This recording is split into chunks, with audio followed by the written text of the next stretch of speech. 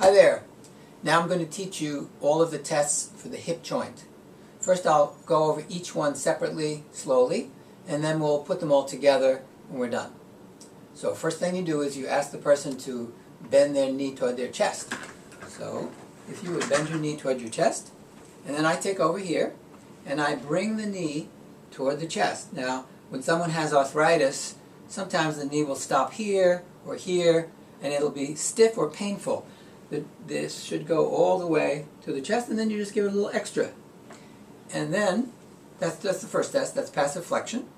Then you make sure that the thigh is vertical. You're going to move to the second test, medial rotation. So holding this steady, you bring the heel toward you, as far as you can, and then you give it a little extra.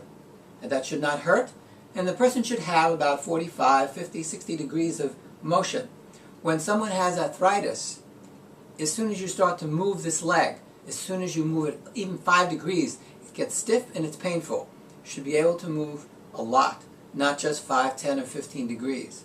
So do it very gently and just see when you feel a resistance. So that's number 2. Then you go straight into lateral rotation and you bring the heel toward the other shoulder, and this should go to 80 to 90 degrees. Give it a little extra, just like that. So same thing this way. Boom, like that. So far we have flexion, which should be limited if there's an arthritis problem. Then we have medial rotation, lateral rotation.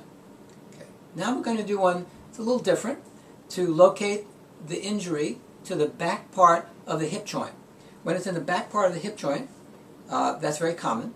So you take the leg over just a little bit, maybe 10 degrees over this way, and slightly up, and you fold your hands around the knee, and you're going to be pushing straight down toward the table into the hip joint. So you do this, and you give a little pressure. And then again, you want to give a little extra pressure at the end if that causes no pain. And then you know it's toward the back of the hip joint. So those are the first 4. Then you bring the leg down, and now we're going to do abduction. So we're going to take the leg by the heel, and we're going to see how far it can go out. You can also do this with the knee bent, but I'm doing it with the knee straight so you can see it a little bit more easily. See how much motion she has. Should have a lot of motion there. When someone has arthritis, it stops very soon. So let me go over those once more. There's one more where we turn over, but we'll do that one at the end, and that's only at the end of the stage of arthritis when somebody really can't hardly walk without a limp. So just bend your knee, bringing the knee toward the chest. Does that hurt, you ask? If they say no, you give it a little extra. Then you take the leg vertical, medially rotate, give it a little extra. Then you take in the lateral rotation, a little extra. Then you go for the posterior hip joint capsule. Does that hurt? With a little pressure, and then a little extra pressure, overpressure. You take the leg back out, move it out this way, and see how far it goes into abduction. Then you have the person turn over. And here you're going to see how far the leg will lift. If there's an arthritis condition, it will only lift a tiny bit, 5 degrees or barely at all.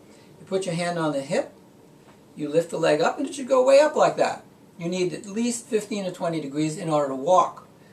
And so when somebody has a problem, you're going to go like this and it's going to stop. It's going to be very, very restricted.